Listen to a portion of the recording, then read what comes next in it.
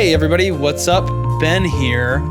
Little story for you. I showed up on time for once, 4 o'clock, like Marshall told me to the lounge, and he's not here. But all of the equipment was set up, the mics were set up, rolling, so I guess I'm just gonna start recording the episode because I need to leave soon. So here we go. Ben presents The Dark Knight Trilogy, and all the lights just turned off, except for the podcast video lights. So of course, the one-time Marshall, and all the lights are off. Okay. What was that? Who are you? I'm Batman.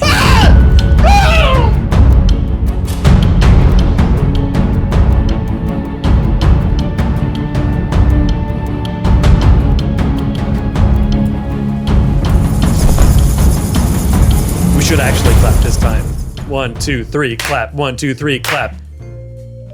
Hey! What's up, Welcome, everyone. My name is Marshall. No other identities here. And what's your name? I'm very much alive, and my name is Ben. Well, the Batman doesn't kill. Oh, wow. You know what? Interesting, Marshall. Tell me more about that. Tell me about how Batman doesn't kill? Well, no, you said you know what, and then I don't know what. Ben. Yes. You right now are dressed To like... kill? Maybe. Like Robin. You look like Dick Grayson. Oh. Young ward lovely. of Batman. Small Gordon Joseph Levitt Hewitt Daniel Nicholson. I'm thinking more of the Burt Ward style. What? The original from '66. Oh, who's that? Oh. He looks cool. That's a compliment. Lovely. Did he wear like Burt Ward is very handsome. Yeah. Does he? He's got cool hair. Wow. I feel like we could do a fun Batman and Robin short film with you as Robin. Wow. I'm honored. Did he wear cardigans like so? Or is it just that I look something like that? Belong in like the 70s? I don't know if you can look up like Dick Grayson 1966 Batman. Okay. Then you might see a better picture. All right. 1966 Batman. I feel like they're street clothes. Oh yeah. Yeah. Well, yeah. Look at that. Yeah, there it is. He's like kind of wearing the cardigan and the. There it is. That was kind of the one. If we change it to like a pink. Yeah, there you go. Cool. Well, neato. Both of them are good-looking dudes. Oh, really. dude, Adam West. Yeah. Whew. Seriously, smoke shows. Holy over good-looking dudes, Batman. I should go back and rewatch that. It's really funny. Honestly, I would absolutely do the 1960s Batman movie for a full episode of Cinema Lounge. Whoa. It is genuinely great. Wow. It's so fun. And that's the whole point of the Cinema Lounge, sharing stuff that we think is a great movie. Yeah. Great. Okay, well, I'll write that idea down. Sweet. So we don't forget about it. Good. Anyway, thanks for the compliment. These are my teacher clothes. Oh. Yeah. I've got a whole thing going right now where I don't have to think about my clothing in the morning because I have 3 pairs of khakis that all look good with all of the crew neck sweaters that I have. Right. And then I have this one white button-up shirt and one blue button-up shirt, and they just stick out from under the cardigan. Sometimes I wear a t-shirt under the cardigan, or under the sweater. So every morning I just grab a pair of pants, grab a sweater, grab this shirt, and I'm good to go. I don't think about it. That's sweet. Yeah, it's good for me. That works. I got to get rid of. I was able to get rid of lots of my wardrobe too, because it's just like it's pretty comfy. I invested in nice khakis. I didn't get cheap ones, so they actually are like kind of a comfy chino kind of situation. Yeah, a little give. Sorry. I was showing you my legs. Relax. This is a family show. So capsule wardrobes are good. Anyway, that's cool, man. I'll shut up now. Thank you. Okay. Well. Welcome everyone to Cinema Lounge, the official podcast of The Great Scub-Doo, the YouTube channel that we never touch unless I start putting these episodes on there or start doing other content like a Batman and Robin short film, fan film. We will be touching it at that point. I think that would be a lot of fun to do something like that. I don't know. Film our own short film? Like a little short Batman and Robin fan film. Well, listeners, Marshall just got a new job where he's working in videography now. That's so true. I'm going to gain more skills. Yeah, if you want to just practice, I can be a practice dummy That'd for be you. really funny. Yeah. Cool. Oh, man. But yeah, welcome everyone to this episode. Today we have some things to talk about, and it's all DC focused. We're going to talk about the big DC news, the DCU, helmed by James Gunn and Peter Safran. They've announced part 1 of chapter 1 of their DC plan. That's what they're calling it, chapters, not phases.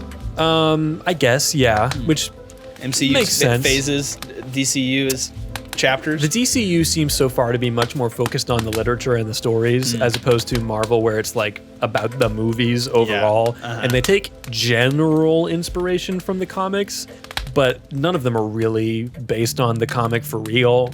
I don't know if I talked about this in an episode that we did or if it was on one of the ranking episodes, but the Marvel, like you look at Captain America Civil War, nothing like the comic book at all, except that Iron Man and Captain America are having a bit of a bout. Hustle.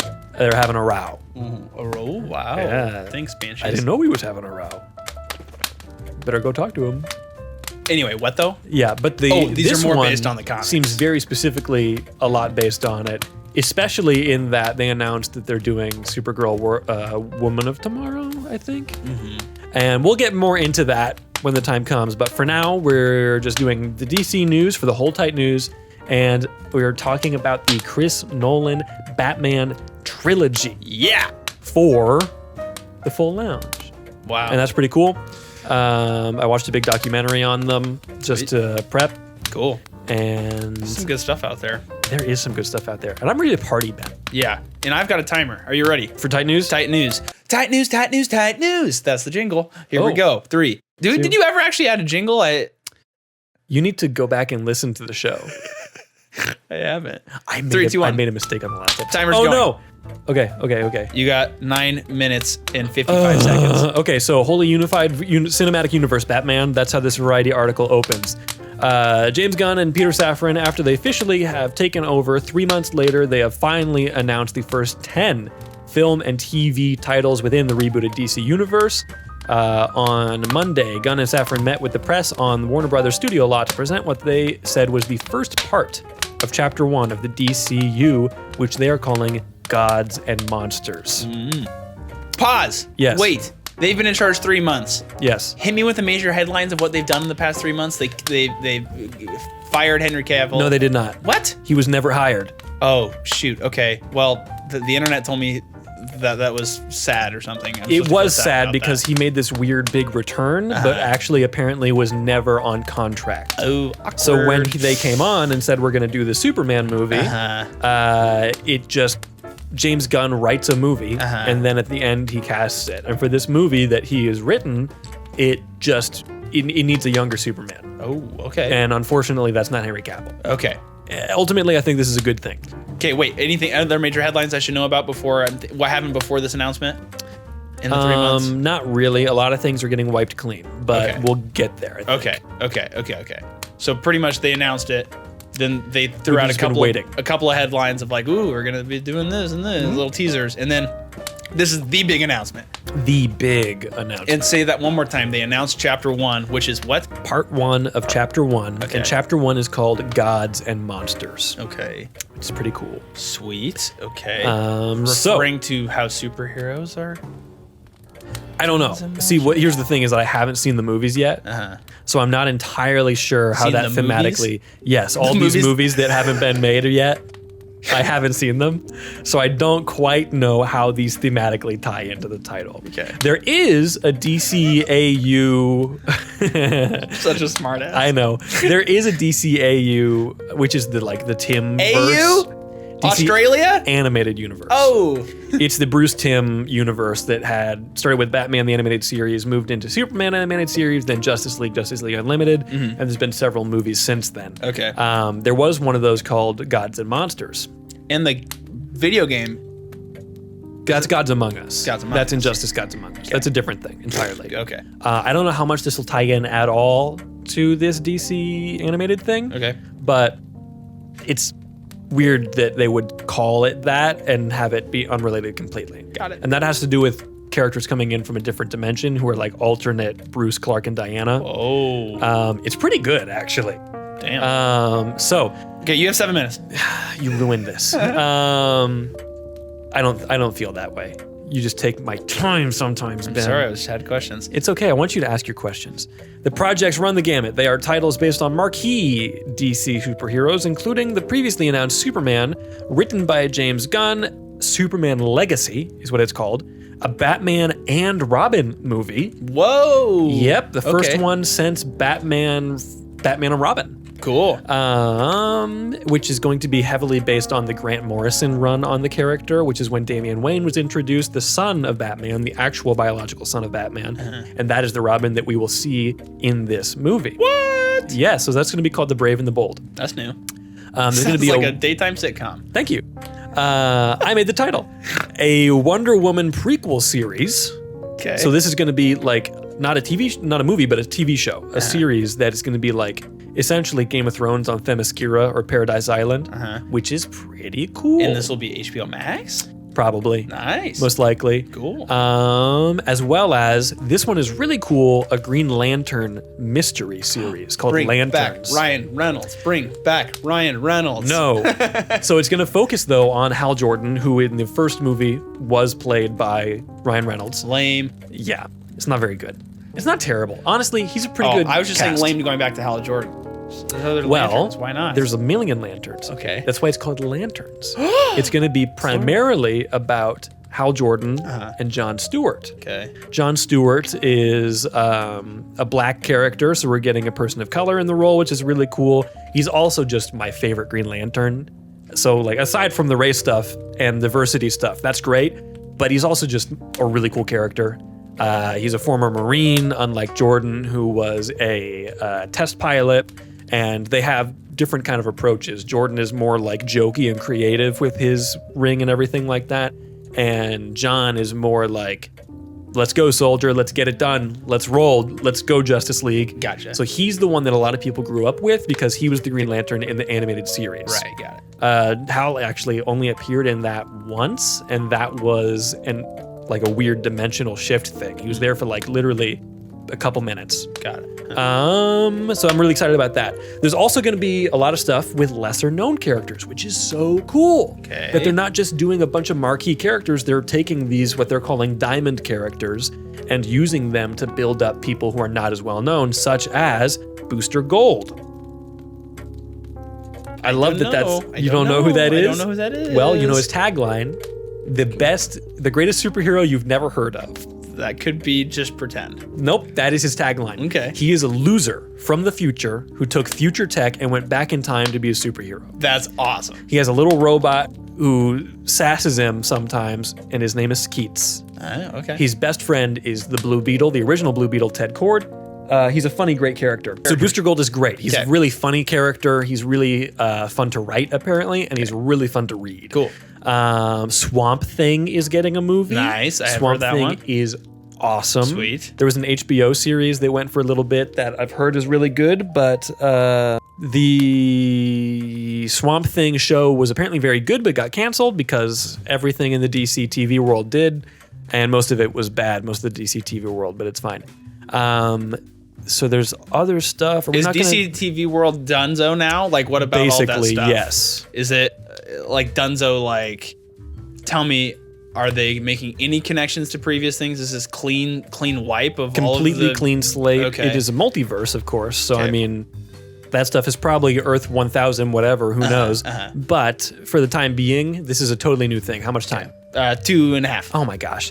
So we have Superman Legacy, which is the Superman thing. It's it's not an origin story, but it is like the first thing. So it focuses on Superman balancing his Kryptonian heritage with his human upbringing.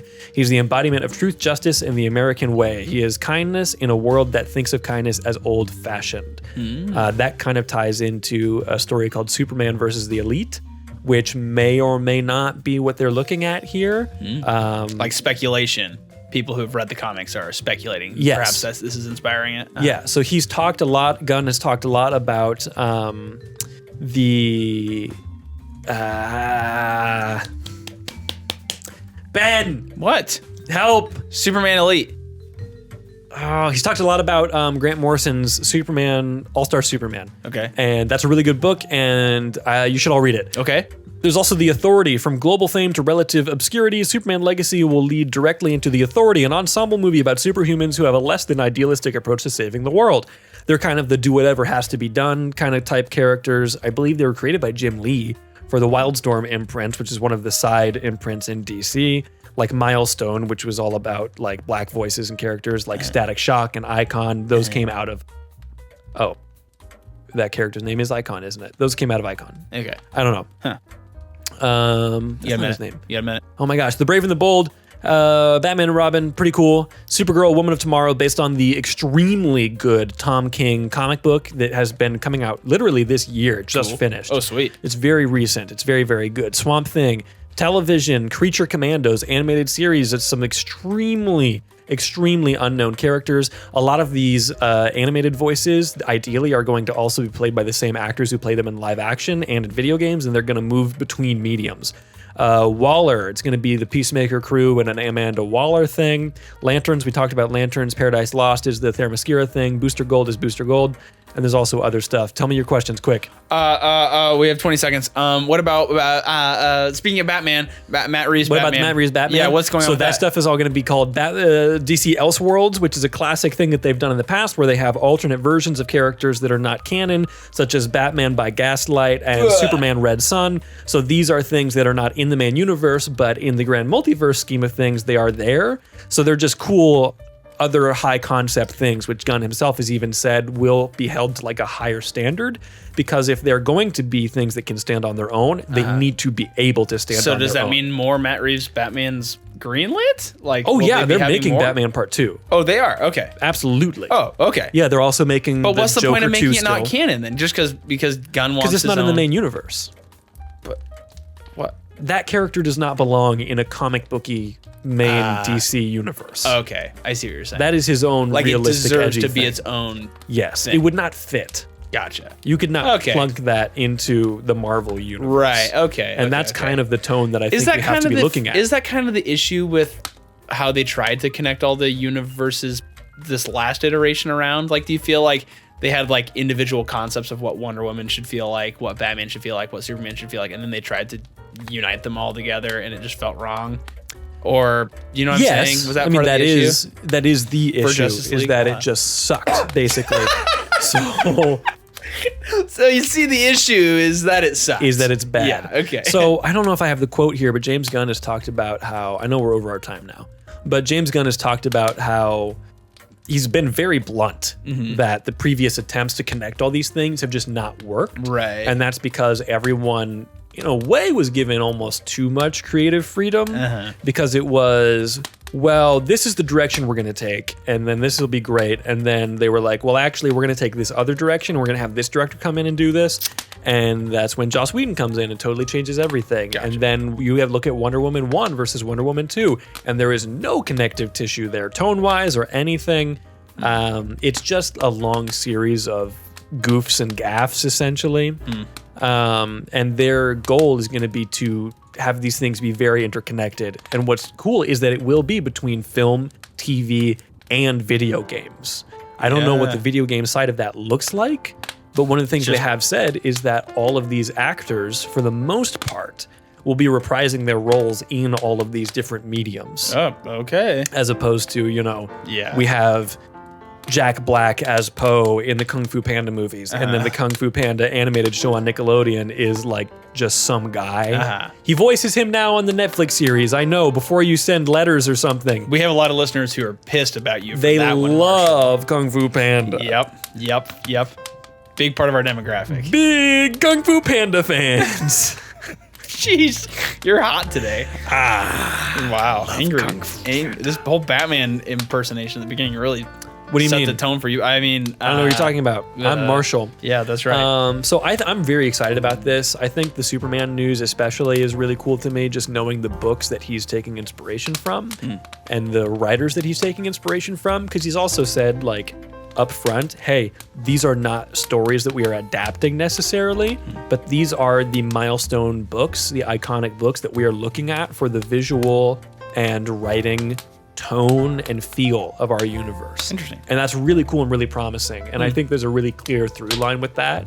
And a lot of Grant Morrison's work is seemingly like the thing here, as his run on Batman is what they reference with Damian Wayne and all that. And that run on Batman, we were joking about the Batman and Robin short film earlier. It kind of takes some inspiration from the 60s TV series, where it's a little bit wacky, but it's very dark. Grant Morrison goes to some like really intense places. Like, he created Professor Pig. And if you want to know more about Professor Pig, you can look it up. It's Professor P-Y-G. It's not a happy guy. Okay. And good stuff. Okay. Good stuff. He also is the writer of Batman R.I.P., which is also a real just rip-roaring happy story. And it's not creepy or terrifying or depressing or disturbing at all. So you should show it to your kids? Yeah. Okay. Absolutely. Sweet. But I think these are all really cool things. Young Superman, 25-year-old supposedly Superman, doesn't necessarily lead into the possibility very quick of doing like a Super Sons thing with John Kent and Damian Wayne. But I would think they would do that eventually. Traditionally, they're the same age in the comics, and then they aged up, controversially, they aged up John.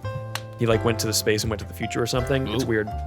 So I don't know. I think there's a lot of potential here. What do you think? Okay. Well, I'm curious what like public opinion will be with relaunch of all of these things. It was interesting, like even, Matt Reeves' Batman had to fight against that, like the relaunch of Batman again. Which, we're going to talk about that a little bit So I'm too. curious what public perception will be, one, from superhero fatigue, and in general, can they fight that?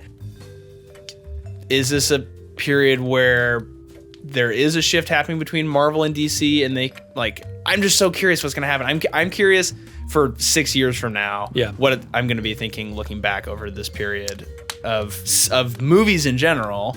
Seems like we're at a weird spot. Let alone DC again trying to pick up the pieces after, trying to emulate Marvel. It's just.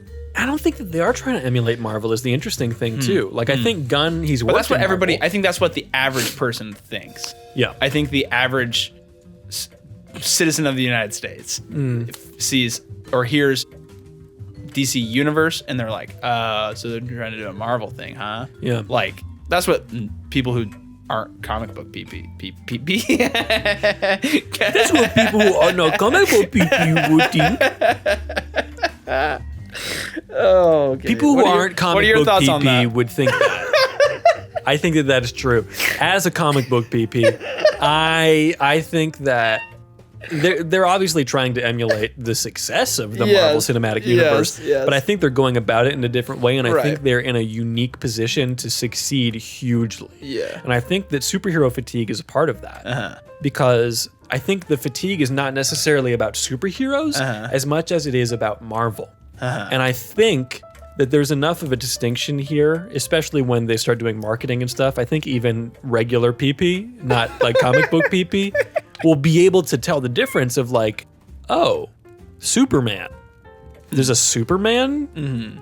Does he play with Spider-Man? I don't remember. I don't know. I don't think so. I'll check that out. And I think that they have a really interesting position that they're in because they're going to be taking a sort of a break and then coming back to that. We still have The Flash coming out, which is going to officially, James Gunn has said, be resetting the DC universe. Cool. Which is very much like what happens in the Flashpoint comic book. That's what created the New 52 imprint. You went from the old universe created by Crisis to New 52, the pre and post Crisis world. And then you're going to get Blue Beetle, which is a project that has been in the works already, but that's going to now be the first thing in the DCU technically. Gotcha. So that's cool too that they're keeping Blue Beetle for sure. There's other characters that will probably be staying, like I guess Ezra Miller maybe. I don't know because if that Flash is the one resetting the universe, I don't know what that means necessarily for all that. Weird. But I think they're in a really good position because they will just be literally an alternative to Marvel. And I think they know that. And James Gunn has said, like, we're going to have PG projects, we're going to have PG-13 projects, we're going to have R-rated projects. Yeah.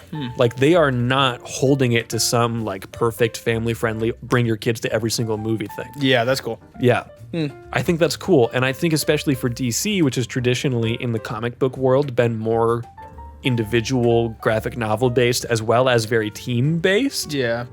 Marvel is much deeper into crossovers a lot of the time, more continuously. DC has big events, but they're more specific.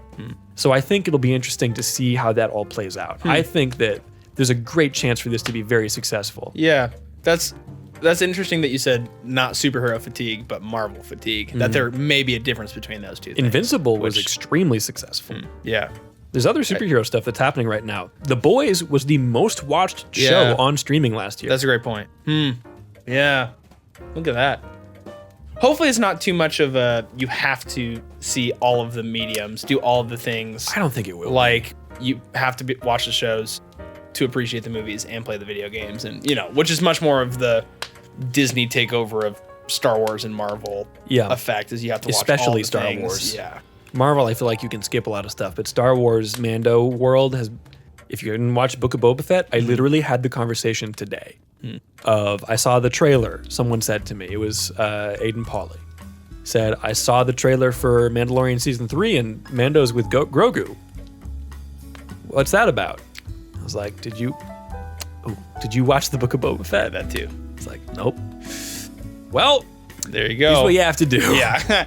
You got to watch these 3 episodes Yeah. of Book of Boba Fett, and it'll all make sense. Yeah. Why did they do that? I don't know. It doesn't even make sense for merchandising or money, though, because they're going to sell Grogu stuff either way. Yeah. And even, it's so silly. We won't get into that. We've done tight news for like double the time. Yep. It was okay. There's interesting stuff there. There's interesting stuff I was there. learning from you. Do you have any Thank you. final questions for me, Ben? No, I'm good. We can move on. You're not allowed to ask any questions ever again. No, so wait, actually, okay, question. When's this stuff supposed to hit? Good question. Let me see if I can find that here. I believe I know Superman is 2025. Okay. I closed the webpage. That's okay. That's not important. People can Google it on their own. Superman is 2025. The Flash is still this year. Okay. Blue Beetle next year, I guess. Today's 23, tomorrow's 24. Okay. That's not what that means, but you understand. There's Shazam is still this year, actually. Shazam is coming up soon, and then The Flash. Okay. And then Blue Beetle. And Shazam, it will be a part of the next stuff or know. nah? Okay. Well, Zachary Levi just said something about vaccines and Pfizer. But then James Gunn apparently, let me just look this up real quick because I want to know. What? James Gunn, Zachary Levi. He made a statement about that. Why? Well, here, I'll probably be able to find the tweet and everything.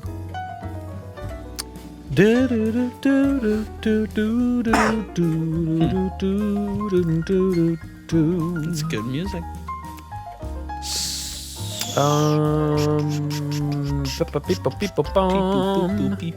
During the press conference, Gunn also railed against Mad Dash release dates. So James Gunn is very honest, and I love that. He's not a Kevin Feige who's like a business producer in the background. Right. James Gunn is on Twitter actively denying people's theories. He is ending the career of all of these rumor scoopers.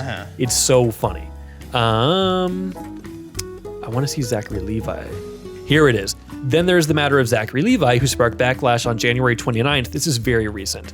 After he responded to a Twitter user who wrote, "Do you agree or not?" This is not even directed to him. This is just a tweet that he responded to. Do you agree or not that Pfizer is a real danger to the world?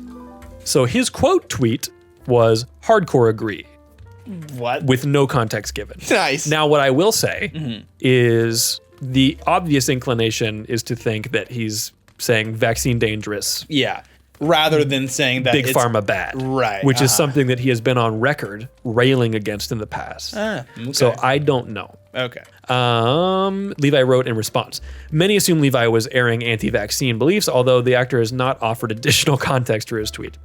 This is James Gunn. "Just real simply, actors and filmmakers that I work with are going to say things that I agree with and things that I don't agree with," Gunn said when asked about Levi per Variety. And that's going to happen. I don't have a list of things that somebody should say because of what I think, and I can't be changing my plans all the time because an actor says something I don't agree with. He continued, by the same token, if someone's doing something morally reprehensible, then that's a different story. We have to take all that stuff into account. It's a balance. It's a modern world, and it's a different place. So shouldn't that just be like a no duh thing? I'm glad that it sounds very nice for him to say that, but it's like no duh. You have coworkers you don't agree with. If someone does something morally, what do you say? Reprehensible. Yeah. Then that's like a no duh. James Gunn himself was briefly removed from Guardians of the Galaxy 3 for some very old tweets before being restored after like a campaign from all of his castmates. And everything. That's right. So I think he has an interesting perspective there. But I don't know. Cool. Sweet deal. All right, well, Ben, should we finally get into the thing? We always do this. We did this to ourselves. There was a timer. There was a timer, but this is a DC episode. We've been doing 30 minutes of episodes so far. Good point. And now we will do 30 minutes of the Dark Knight trilogy. Okay, cool. So Ben, Christopher Nolan. Indeed. In 2005? No. 5 was the Dark Knight. Right? What? No. 5 is Batman Begins. 5 in 2005. Let's just roll that back. Yeah. Ben, in 2005, Christopher Nolan brought the world a new vision of a classic character. Yes. One not seen on screen since, the late 90s? It was 8 years between Batman Begins and, what's the math on that? Batman and Robin. 1997 then. Yeah. Yeah. That's interesting. So, everyone, we're here to talk about Batman, the trilogy. The Dark Knight trilogy, directed by Christopher Nolan. Indeed. Written by Chris Nolan and David S. Goyer. The score for the first one, James Newton Howard. For The Dark Knight, James Newton Howard's themes and Hans Zimmer came in and did his work. Ugh. And then on the third one was just Hans Zimmer. Cinematography, Wally Pfister? Know her. Yeah, right. I think is how you say his name. He did all 3 of these movies. He did Inception, Prestige, other Nolan stuff. He also did Moneyball, some of that understated cinematography. Yeah. Performances, of course, Christian Bale as Batman, Bruce Wayne, Michael Caine as Alfred, Morgan Freeman as Fox. What's his first name? Lucius. Lucius Fox. Gary Oldman as Commissioner Gordon. Katie Holmes and Maggie Gyllenhaal both playing in different movies, obviously. Rachel. Liam Neeson is Ra's al Ghul. We'll bring that back. Ra's al Ghul, not Raz. Wow. Cillian Murphy as Jonathan Crane, the Scarecrow. Heath Ledger as the Joker. Aaron Eckhart as Harvey Dent, Two-Face, and Tom Hardy as Bane. There's all kinds of other people in these movies. Those are the main players. Yeah. Good stuff. These are classic. Yeah. Isn't that fun to say? Wow. Yeah. Classic. That's funny just thinking about childhood and growing up with these a little bit. Yeah. It's so funny going back and learning history about these, I feel like, because I grew up with them. Obviously, I don't think I watched Batman Begins when it first came out. I think my father waited a couple of years to show me. I was 9. Oh, so much older than you. So I think we watched Batman Begins right before seeing The Dark Knight. Yeah. As a family. I think we rented it and watched it. Anyway, interesting going back and looking at history of this because, like you just said, these are classics, which I think is funny because I pretty much only know a world, feels like to me within my own memory, post Batman Begins, which is crazy because so much of Batman Begins, talking about it within the historical context is how it shifted everything. Yeah, everything. So anyway, that was really fascinating to me, and I didn't realize until doing research for this pod how big of a gamble it was that Warner Brothers went with Christopher Nolan. Yeah. That he only made 3 movies. Yeah. Which was Memento, Insomnia, and Following? Yes. Yep. All good. Following Memento, Insomnia in that order. 98, 2000, 2002. All good, but none of them stellar. Like he had really not made any of his great movies yet. Memento's good. I think it's a little overrated. People love it because it's like really his first debut feature, really. No one's seen Following. I could not tell you what it's about. Insomnia, I also think really no one has probably seen Insomnia. I've not seen it. It's good. It's not amazing. So it really is fascinating, but I think you had a lot of filmmakers involved in this who are like in the documentary I watched, they talk about how all these different young actors they talked to for the Batman role, the Bruce Wayne role, talked about how, well, I'm not super excited about this superhero thing because this is also pre-MCU. You have to remember. Yeah. I'm not excited about the superhero thing, but I really want to work with you. Yeah. Which is fascinating. Like thinking about the fact that this is in a post Spider-Man 1 and 2 world. We should talk about that at some point. But pre-MCU. So we have a proven methodology of doing a somewhat serious superhero movie, but we don't have a large interconnected epic story yet. Which is also funny, going back and looking at Spider-Man 1 and 2, like it's hard now even to call that a serious superhero movie. Oh, they're so campy. Yeah. But at the time, that's just campy and then on the edge of grounded in reality compared to other superhero movies. Yeah, when you compare it to Batman and Robin, it's extremely serious. Yeah. But it's very, very good. I think the through line that you see a lot of the time in these behind the scenes things is that they were really not, like they were trying to do everything they could to do justice to these characters. Chris Nolan grew up reading the books and everything. He apparently, Jonathan Nolan talks about how he gave him a copy of, Chris gave him a copy of The Dark Knight Returns when he was 13. So they know these characters, but the biggest thing that they wanted to do was just really make a really good film. Yeah. And talk about how can we make this cinematic and how can we make this big and how can we make this just really cool, but also follow the through line of these characters more than anything. Yeah. Also, it seems like they were willing to take their own artistic choices within the Batman character as well, or within props, within story, within all that stuff. Which I think, with them making those decisions, allowed them to ground it in reality. Yeah. Or I saw a thing where they were talking about how they didn't want the yellow Batman logo on the chest, and because it doesn't ground it, it's not real anymore. So I think the blend of that, for better or for worse, I'm sure it's controversial for some people, but Christopher Nolan really making his own decisions within the story. It's like taking the essence of some of these parts of Batman, but then like almost writing your own story. Like I guess it's almost like you can't say, like we were just talking a little bit ago with Gunn and how they're taking ideas out of comics and staying true to the comics. Like it's almost like you look at this trilogy and say it's wholly original. This is just original content. Yeah. Like, which is very cool. Like you don't see that very often and it doesn't always work. And I think that that's what they're going to be mostly doing for the new DCU stuff other than Supergirl. And I'm sure they'll change all kinds of aspects of that as well. But I think that it's really cool. There are some changes that frustrate me, like they say the name race wrong, which is stupid. Of all the things they're going to change, Falcone. You're just doing it wrong. Falcone.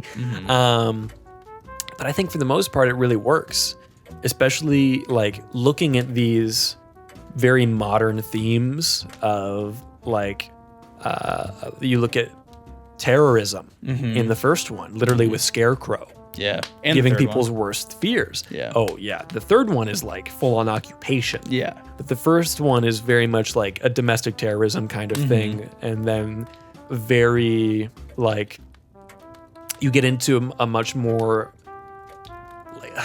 like espionage thriller thing in The Dark Knight. And then in Dark Knight Rises, it does become that like full on, almost a war movie. Yeah. With Bane creating his militia underground and everything. Right.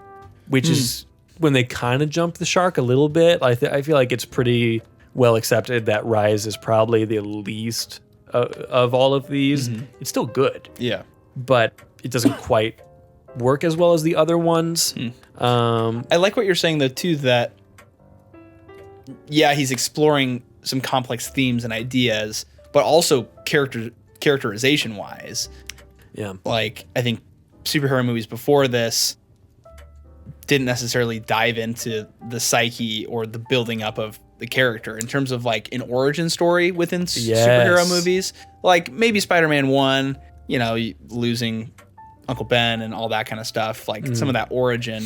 But I mean, the first movie, Batman Begins, devotes a lot of time to watching Batman become Batman. I love that. Which I think is really neat and different than the superhero movies that we saw before that, up until that point. Like different Batman media.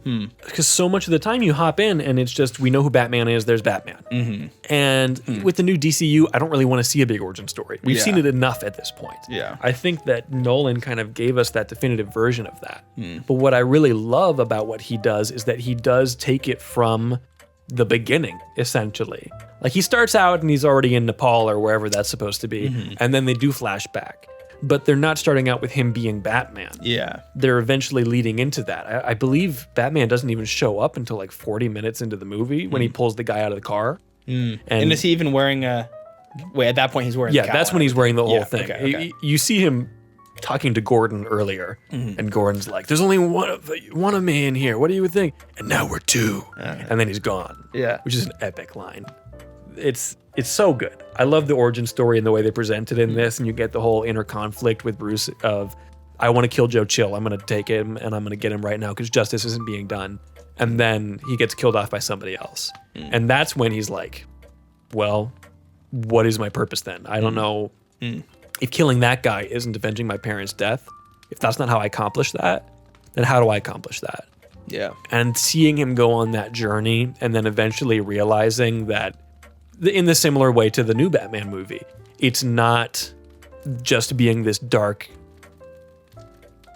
visage, essentially. It's also being a symbol. He comes to that a lot faster in this. The Batman is about that. This is not about that, but you see him go through that journey here. I think that's really cool. And it lends a more like epic, mythic feel to these a little bit. And so does the music. It's a lot like larger. James Newton doesn't get enough credit for the music in these. I think people look at the Dark Knight trilogy and they think Hans Zimmer. I think James Newton Howard did all the hard work. His themes in Begins are so good. And the stuff in Dark Knight is great, but it's all building on what James Newton Howard did. He won a Grammy though. Who did? Hans Zimmer? Oh, well, not an Oscar. Frick. Loser. Dang. Yep. Genius. What were we saying? Okay, so question. Yeah. How do you feel like, looking back on it, they gambled they gamble with Chris Nolan. Unproven. Yeah. He wants to do this Batman that's grounded in the grungy Gotham. Wants it to be a standalone movie, a good movie, not just a good superhero movie. Yeah, not even thinking about doing sequels. Yeah. Wait, really?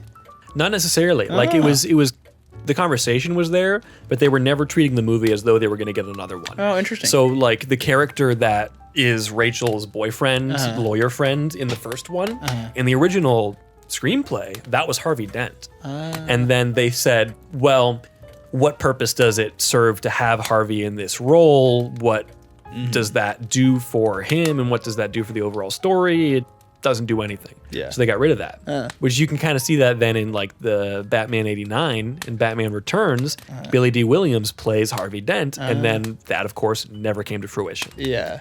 So I think that was ultimately the smart decision. The same thing of like they thought about stretching Two-Face's story out into Rise. But it just didn't make sense ultimately because they were like, we want to treat it like this is the only one we have. Like we're not going to do another one. And then when they finished that, really Harvey's death is the thing that pushes the story of Dark Knight Rises all the way forward, and having that hanging over the city of that lie that Harvey Dent is the hero here and that Batman killed him. Right. Also fascinating, speaking of which, that the movies came out in 2005, 2008, 2012. Was that were there such big gaps because they weren't filming them as a trilogy? Because they didn't know they were greenlit on the next one? I mean, maybe a little bit, but I think that it's also pretty regular if you look at like the Iron Man trilogy or the Captain America trilogy or something like, or Spider-Man. I think we're just used to this superhero thing comes out and then this superhero thing comes out, and they're all in the Marvel universe. Right. They're not necessarily the same character, the same project. Yeah, I think that's pretty regular. Like there's this clip going around on Twitter of this guy on some podcast who's like, if I have to wait until 2025 to see the next Matt Reeves Batman movie, then like just get another director to do it.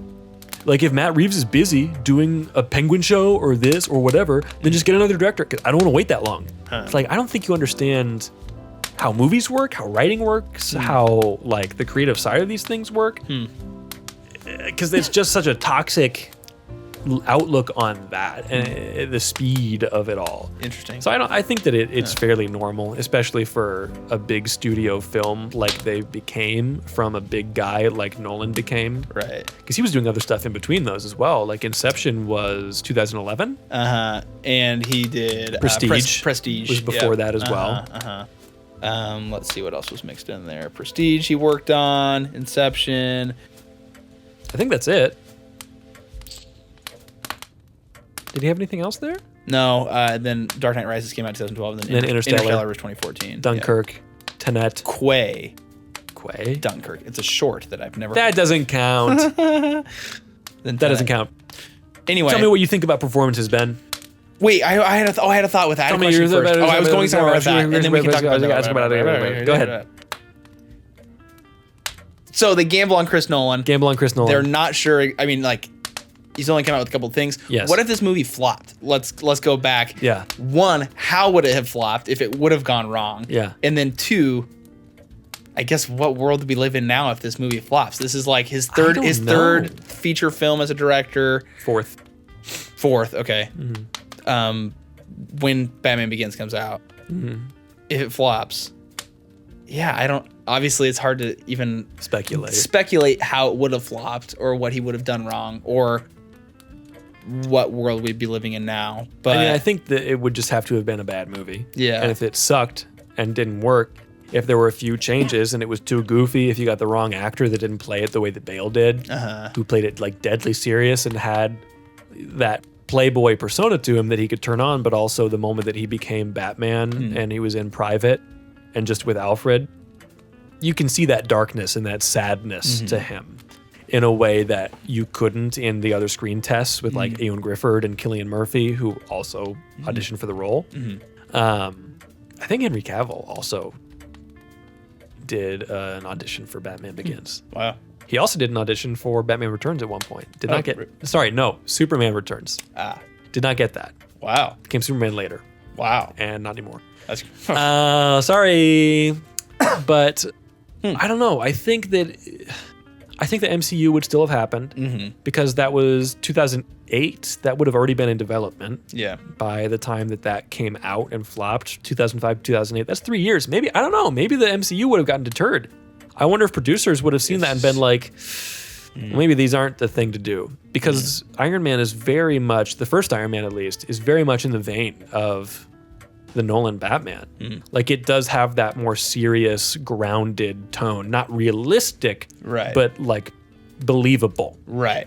That's the thing that I saw like in the documentary I was watching. Guillermo del Toro was talking about how it's the difference between probable and real. Because none of the stuff in these movies is probable. It's so ridiculous. It is really over the top. If you're really thinking about it, if you really break it down, which is so weird because no one really questions like why is Batman scary, but it's so dumb. It's a dude in a sweaty bat suit fighting crime, and they kind of acknowledge that in The Batman a little bit.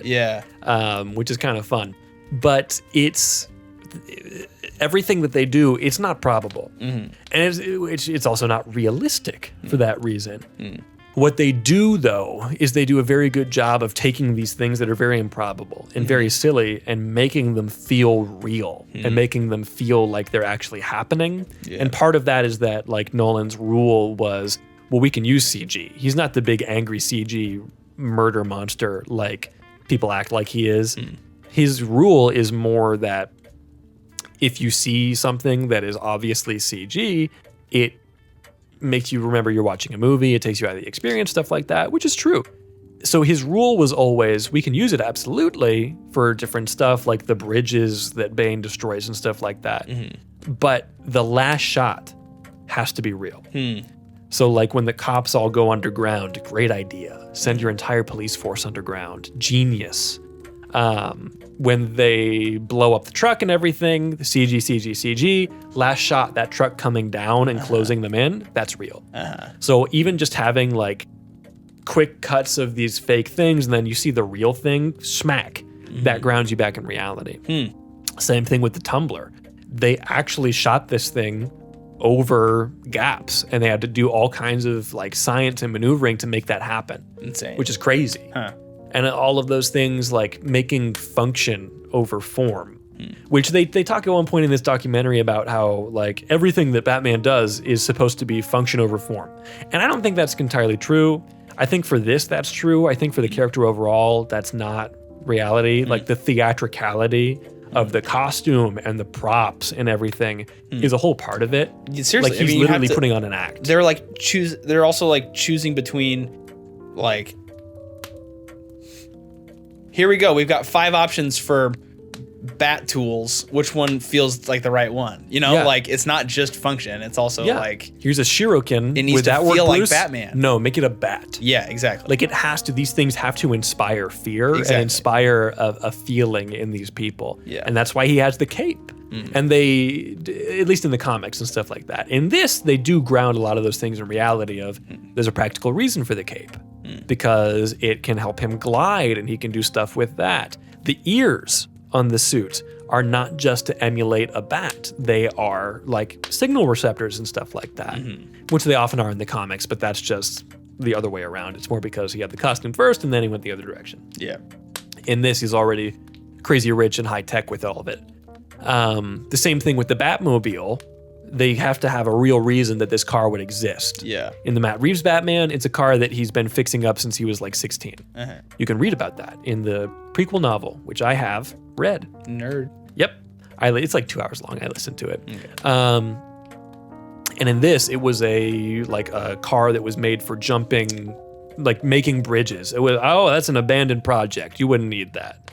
And what's funny is the way they designed that is they literally took a model kit for a Lamborghini and a Hummer and just smashed them together and kit bashed it. Wow. And the guy's like, yeah, it looked like crap, but we put it together eventually. Absurd. Yeah. Well, it's not what we see on the screen. Like it doesn't turn into. But even that is like, it's like a pretty, speaking of what you were saying with not realistic, it's not probable, but it's grounded in reality. Yeah. Like this is like clearly not real. Like you wouldn't see this rolling down the street, and yet I believe it. Yeah. I believe yeah. Like the Batmobile, there's a whole documentary on the Batmobile as well, which is really cool. That's neat. So I think that's even an interesting way to look at the history of the character is that you start out I'm showing my nerd here. I have all the Lego Batmobiles except for the Batman vs Superman one. The first Batmobiles were just cars. Even in the comics, it was like a bright red Corvette, essentially. And then it was a different kind of car. They turned it into a black car, and then they turned it into something that more mirrors something like this. Yeah. And it has a big bat on the front in the comics and stuff like that, but it was still more of a car.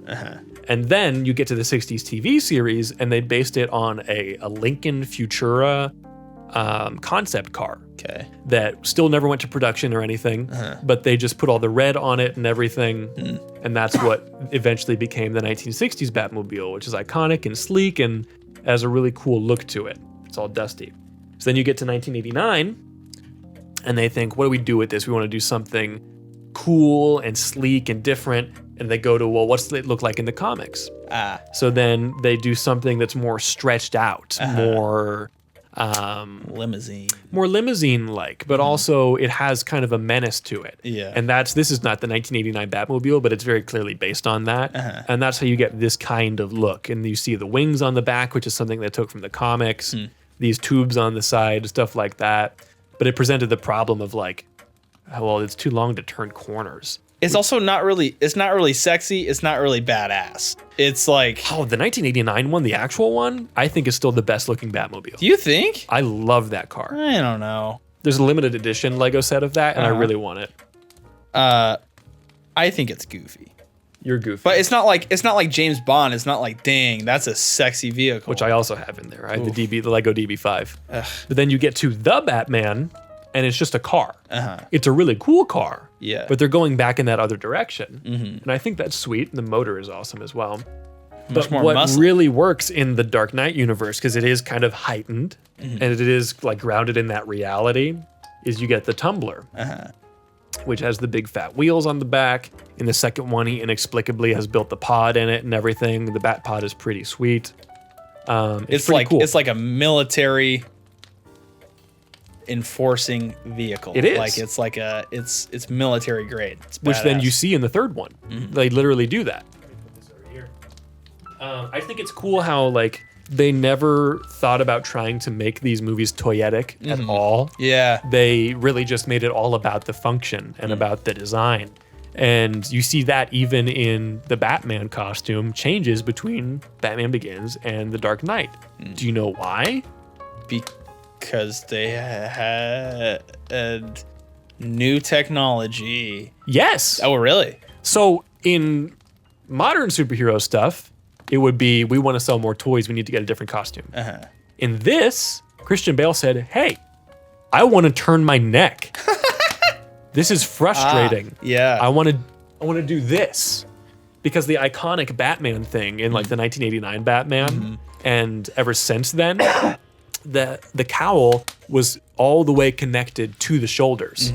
So you would get these great funny shots of him turning around, just having to go like, which adds to the goofiness of it, right? it really Yeah, does. And he does that very well. He manages that very well in Begins because he does have that interconnected thing. But he said, hey guys, It's like a neck brace boy. I need a zipper and I need to turn my neck. And they built it into the plot where he's still wearing that costume from the first one in that first scene. And then he gets like stabs and stuff like that. And because guys are coming from behind him. So he talks to Lucius and he's like, I need more mobility. And he tells him, okay, well, it's going to be weaker to this and it's going to be weaker to this, but you'll be able to move faster. And then they give him that costume. Everything in these movies has a reason that it's there and has an ultimate like purpose. Right. It's so specific and so intentional. I love it. It's nice. What, and we haven't really done the script score cinematography yet, but what don't you like about this trilogy? Anne Hathaway. Really? I do not like her as Catwoman. I don't think she works at all. Okay. Because there's different ways you can play Catwoman. And traditionally, she's a very like sensual, seductive type character. And you get that a little bit in Matt Reeves, the Batman. And it's not just because that's who she is and that's the way she is. She's using that. She knows that she has this power and that she can utilize that. And, it's not like a weird misogynistic thing. It's like a thing that she knows about and that she's able to manage. That's cool. Anne Hathaway doesn't do that to me. I don't think that works with her. She seems like she's trying really hard to do that. She's like trying to put on a voice and everything. And it just seems weird to me. I also just don't find Anne Hathaway attractive personally. So that might also be like my own personal bias. But to me, her performance just doesn't quite work for me. The other thing that I don't like is I think Tom Hardy's Bane is a worthy villain and a worthy character. What I don't think he is Bane. Because the character Bane from the comics is, first of all, he's Hispanic. So he is born in this prison, the way that they talk about, like in the movie before they do the switch up. He's born in this prison on the prison island of Santa Prisca. And he is brought up to be this hitman, mercenary. And the way that he does this is not just by being super strong, but he augments himself with venom, which is this green stuff that he injects into himself by pressing, like it's wired up all over him. It's like the iconic look. He's got these tubes all over him that'll press the button and it'll inject into his veins and he gets like huge. Rage mode. It's like ultra steroids. He like grows and gets larger, like almost like a Hulk. So if like famously in Batman, in the comics, he like breaks Batman's back, and there's this iconic image of him looking ridiculously huge with Bruce over his knee. Yeah. Which they kind of try to do in this a little bit. Yeah, it just doesn't really work. It just doesn't work. Yeah. And doing the weird twist with Talia and having like Talia is a great character in the comics.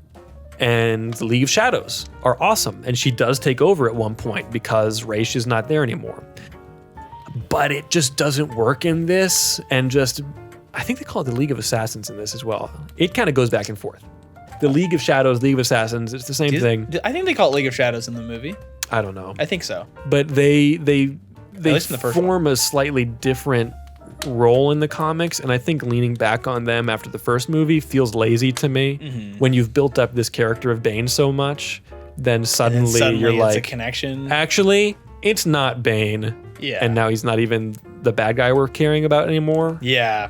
Kind of weird. Falls flat at the end for me. I think I remember seeing The Dark Knight Rises in theaters and not really remembering Batman Begins.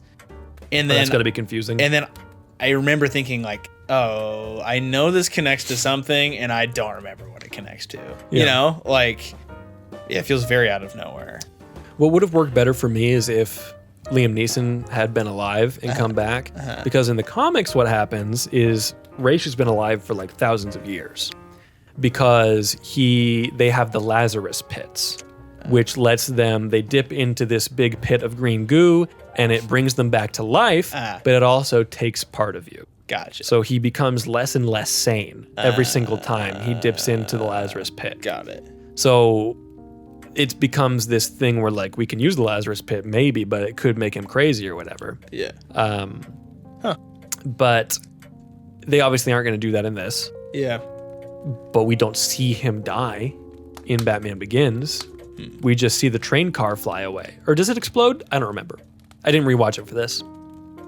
But I don't know. I think if you're going to bring back the League of Shadows, it would be better to have it be, in this case, Raish, than the daughter that we have not set up at all. And just say, like, I'm other villain's brother is never a good twist. Yeah. It just feels weird and cheap. Yeah. It works in Die Hard 3 because we know that. Yeah. And it works from the beginning of like, oh, Hans Gruber's brother? Yeah. What? Well, so That's it's just totally, great. it's just totally different. It is totally different. And it's goofy and it works. Right. But if you're trying to do something serious, that is such a soap opera twist. Especially like at the very end, connect all the way back to the very beginning. Yeah. Just like the disjoint between those. It doesn't feel like an overarching trilogy at that point. A little I mean, like bit. they're trying to make it an overarching trilogy, but I don't know. I think for Bruce's story, it works very well. Okay, got like he has a very clear emotional through line through all of these. Yeah. And I think that's really cool. Okay, yeah, I can get behind that. But yeah, Bane, I just don't like it. It's just not Bane. It's just some guy who's really big and strong. So that was, I asked you what the thing you disliked about this trilogy. Yeah. That was going to be mine, but mine obviously is not so much the comic book perspective. I just don't think Bane is that compelling. Which we all experienced this during COVID. When you cover up your mouth and your nose, it's hard to communicate with people. Yeah. And having a bad guy that I don't think it adds that much fear factor for him to have the mouth and nose covered, and it makes it hard to act. No, and it doesn't look anything like his mask from the comics. Yeah. It's a weird choice. Interesting. Okay. His mask in the comics, he's wearing like a wrestling outfit in the comics. Okay. Almost like a luchador thing a little bit. It doesn't look like, if you can look it up real quick, it does not look like that at all. There's kind of that general shape a little bit, but even then, like... Oh, yeah, it's like a whole mask. Yeah. Like his whole face is covered up. Completely. It is luchador-y. Yeah. Yeah, big time. It's very strange. That's interesting. Yeah. I've seen other interpretations that work really well. Like if you look up The Batman Bane, that's from the animated series. It's a very different version, but really cool design. And I'll put that on screen here. Yeah. Well, he's just like he looks like a big mech almost. Well, he starts out really small and and slim, and he's fighting Batman, and Batman's like, "What is this?" And then he gets the Venom, and he gets huge and red and terrifying. Got it. It's really cool. Interesting. That animated series is super underrated. It's very good. Other than that, I don't think there's anything that I really dislike about this series. Gary Oldman is fantastic. He makes any movie he's ever in better. I agree. What else? Christian Bale is great. Cillian Murphy is always fantastic. It's fun that he came back in small roles in the next two movies as like the opener of the second one, and then the Michael Caine is a classic judge. Alfred. Dude, so good. So classic. Yeah. What are all those bloody push-ups for if you can't lift a bloody log? So good. It's very good. Or like even like his just like his care and love for Bruce is like very yes. clear, The scene in Dark Knight Rises where he tells him like, you got to stop doing this or I'm leaving. And it's like breaking his heart. The cunning warrior attacks neither body nor mind. Tell me how! The heart, Osborn. First, we attack his heart. Yeah. It's maybe the best performance in this entire trilogy. Yeah. It's so good. Also, I just thought, do you know what you want to hear what my favorite scene probably is? The most satisfying scene for me? Is it the very end where he's at the cafe and he looks up and he sees him? That's nice. Okay. Do you want to know what it is? Yeah, what is it? I really love I think it's Dark Knight Returns. No, that's not any of these. Dark Knight. Dark Knight? The Dark Knight. When the Wayne Tech guy has figured out, he thinks that Bruce Wayne is Batman or something like that. And he goes to Lucius and he's like slamming the papers down from R&D. And he's like, I want a yacht and I want this and I want this, or I'm going to tell the little secret to everybody. And Lucius is just like, okay. So you think Gaslights him. that your boss is a man who spends his nights beating men to a pulp with his bare hands, and you wish to blackmail this man? And the dude is just like, And he's like, He like just like doubles and back leaves, like, It's very funny.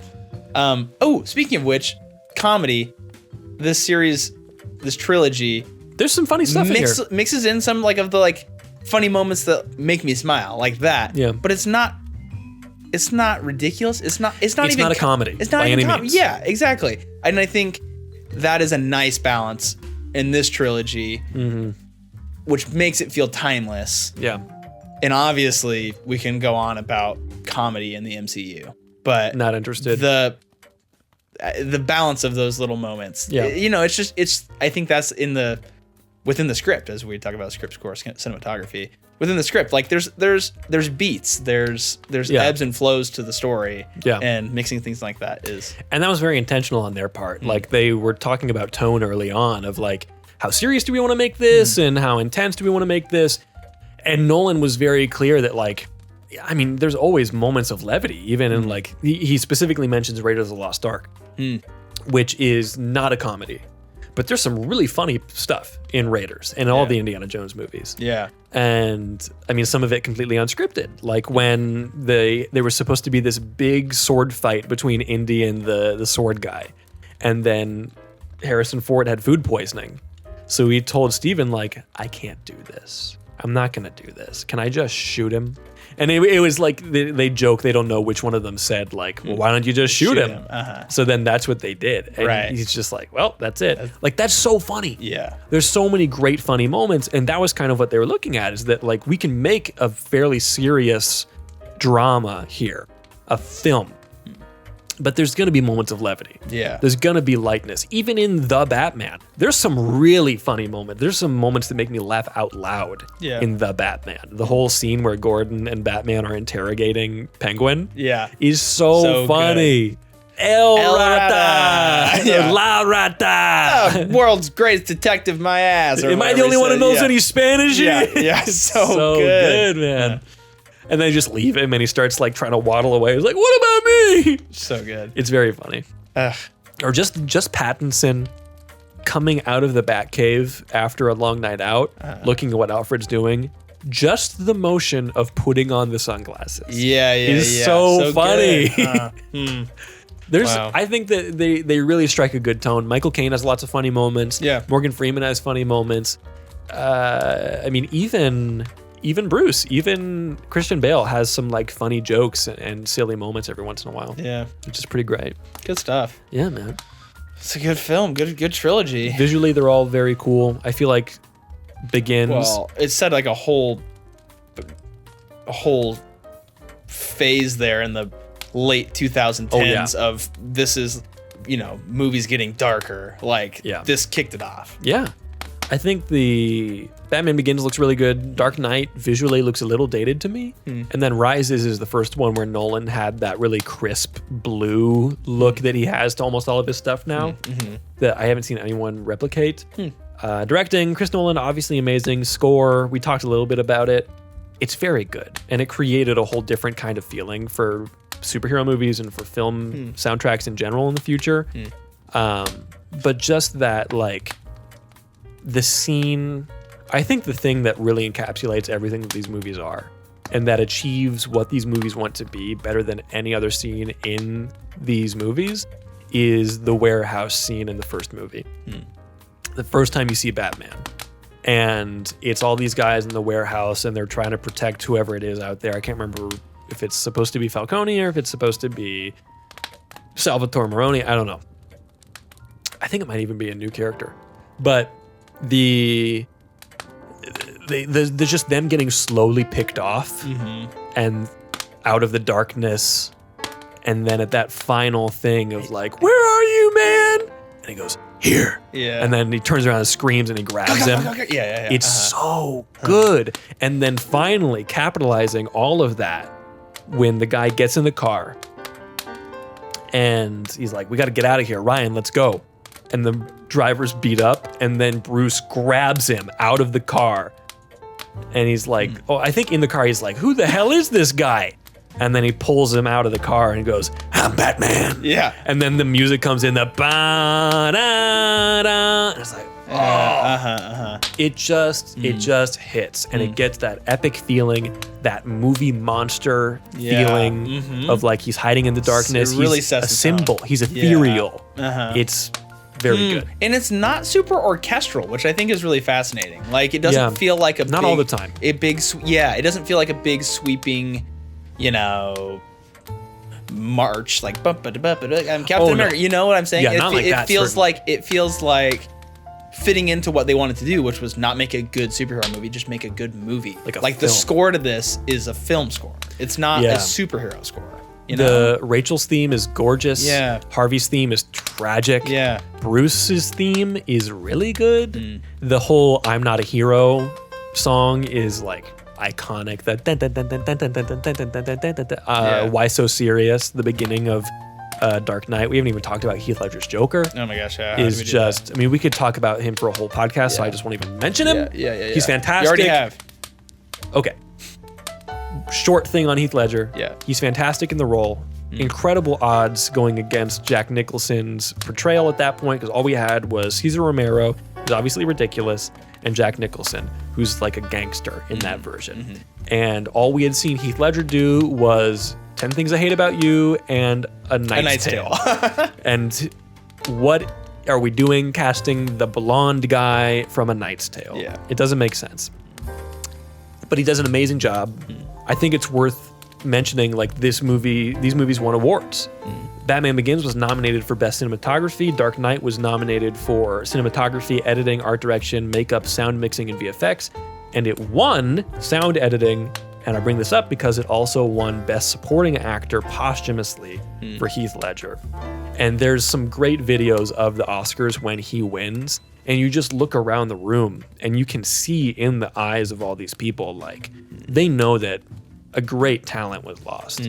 Like, he did some incredible, he was in The Patriot. Like, he did some really good work outside of those two kind of silly movies we mentioned. Like, he was looked at, I mean, Brokeback Mountain is another one, obviously, looked at as one of the next greats. and was lost. And a lot of people in the wake of this Batman movie have said, oh yeah, he just got super method and locked himself in a room to be the Joker, and that's why he killed himself, and that's why he got into a deep depression. And everything that we've learned about that since then is just that's completely untrue. And he loved doing this character. He loved doing this this job and this performance. I watched a whole documentary that his family made, where like even post this, like he was the same old like happy-go-lucky Heath, who was a kind, caring, loving guy, just the most personable, happy dude you'd ever meet. And in the end, this still happened. And I think it's always a great reminder, just, you don't know how people are. Yeah. You don't know what's going on in the deep part of somebody unless you actually specifically, intentionally reach out. And I think the same thing with like Robin Williams. The idea that great artists have to be horrifically depressed in the background is just a fallacy. Like, just because these people are well known and they're famous and they did this thing, and Robin Williams, he spent his life making people happy to make up for his own depression, that's total. And I think it diminishes what those guys would have actually been going through and what everybody who struggles with depression and suicidal thoughts and stuff like that are going through. So I think that's just worth mentioning. It's an incredible performance. Yeah. And it's just completely unrelated to all of that. And I think it gets sidled up with that too much. Sure. Yeah, that which is unfortunate now. Yeah. Which, instead of just holding it as a piece of art An incredible that this person work. contributed to the world, Yeah. of course it now gets thrown into a narrative. Yeah. Which is oversimplified. And yeah. It also does overshadow Aaron Eckhart's fantastic performance as Harvey Dent. He's very, very good. But yeah, we are running over time. Yeah. So let's quickly move to If This Then That. I have Okay. a few things. I forgot about this section. That's okay. I have it covered. Go for it. You can think of stuff if you want to. Okay. First of all, you can watch just any of Chris Nolan's other movies. Okay. They're all at least good. Most of them are pretty good. Yeah. And a few of them are great. You know what? I watched a video of him talking before this episode. Same. And I realized that I had never done that before. He's British. Yeah. Or is he Welsh? Frick, it's I don't borderline something, but I honestly saw him and I was like, I thought you looked different than you did. So Blonde that's weirdo weird. with a scarf. Yeah. Anyway. So I would suggest watching The Batman. If you Okay. if you like Batman, check out The Batman. It's more grounded and gritty than this is, but it's very good, and it dives into that detective thing a lot more than these movies ever do. The closest these things get to Batman's moniker as the world's greatest detective is the second movie, when he creates his own Patriot Act with all those TVs and echolocation. Like was like a crazy. bat. I forget about that. It's a That's classic wild. moment. For comics, as well as there are animated adaptations of both of these. yeah. We have, or all three of these have animated adaptations. The two that inspired this the most are going to be The Long Halloween and Batman Year One. Both of those are very good. Both very good. Kind of the baseline for every Batman movie at this point. Also huge inspirations for The Batman. But they're very, very good, especially Batman Year One is taking a lot. They take a lot from that one. The animated movie for that one is not as good. It's okay. It has Bryan Cranston actually as Gordon, the voice of Gordon. And I think maybe Jensen Ackles is the voice of Batman. What a world. No, it's somebody else. I can't remember. But Long Halloween is Jensen Ackles. So he voices Batman in that. I can't remember who Gordon is. I mean, they got really good voice actors for that one, which is cool. The Long Halloween adaptations, it's 2 movies. They're very good. They're extremely well done. You get to see that Harvey Dent story. That's where that inspiration comes from for The Dark Knight. Which I like in the comics better. What do you mean? I feel like it just like fleshes out Harvey's humanity better in the in the comics in the than Long Halloween than in the movie. Like in the movie, you're kind of like you're an asshole. Absolutely. And then in the comics, You you're get like, more behind that. Yeah. For sure. I think the best ever adaptation of that is in Batman the Animated Series. Oh, interesting. And I'd totally be down to talk about that at some point too. I think we could do a whole episode on Batman the Animated Series. Sweet. But that's a very good adaptation. You get to see kind of the creation of Two-Face, as well as a lot of this like Gotham crime stuff, like the crime boss, Godfather type stuff, which is really cool. The animated movies for that are very recent, and they're very good. The last one would be the Dark Knight Returns animated movies and graphic novel. Very good. You have Peter Weller, RoboCop, voicing Batman, and it's incredible. Probably my second favorite after Kevin Conroy. Rest in peace. Neat. The best Batman of all time. We'll never hear him again. And probably Mark Hamill's Joker as well. But yeah. But yeah, that's the show. Cool. So check out all the stuff, guys. Thanks for listening to our Chris Nolan Batman retrospective. If you like the show, share it with a friend. If you like Batman, share Batman with a friend. If you like me, share me with a friend. If you like Ben, share Ben with a friend. You can't do that. Okay. Only I can do that. Only I can do that. I already have. So, Oh. you can also check out all of our social medias. You can check out us on Discord, Instagram, Twitter, all these out different us things. Yeah, they're all in the description. It's pretty cool. Also, Facebook. I love you all, and You're supposed to say boomer. Oh yeah, no one uses Facebook anymore. Meta hashtag, unless you're living in the Future. metaverse, baby. Yep, that's right. I'm telling you now, everybody, invest money in Meta because they only go up from here. That's right. Yeah. We've got to toast. Oh, let's toes. You start. Toes. Here is to the way things used to be, and here's to the way things will be in the future. A changing DC universe. At one point, a Christopher Nolan who changed the world of superhero movies. To the future, perhaps a James Gunn who changes the world of future superhero movies. Yeah. Here's to you, listener, who, although you struggle with traumas of your childhood, you don't take it out on people. And here's to dead parents. And here's to wow. Here's to That's heavy from you. Yep. Here's to